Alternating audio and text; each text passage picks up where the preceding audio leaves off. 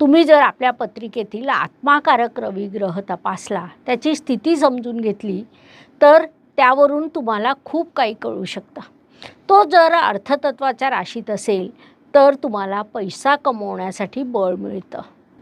यानंतर पुढील विषय म्हणजे काही लोक उत्पन्नाचे अनेक मार्ग निर्माण करतात, कारण त्यांच्या पत्रिकेतील पृथ्वी तत्वाच्या राशीत अनेक ग्रह असतात किंवा त्या स्थानांमध्ये अनेक ग्रह असतात जे प्रबळ झालेले असतात.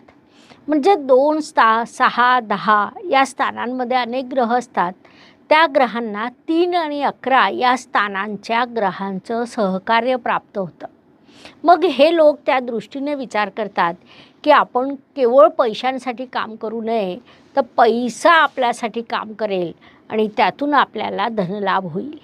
ही प्रवृत्ती किंवा ही विचार प्रक्रिया विशेषतः लाभस्थानातील ग्रह निर्माण करतात. महत्त्वाची बाब म्हणजे ते जर पापग्रह असतील तर ही वृत्ती अधिक तयार करतात.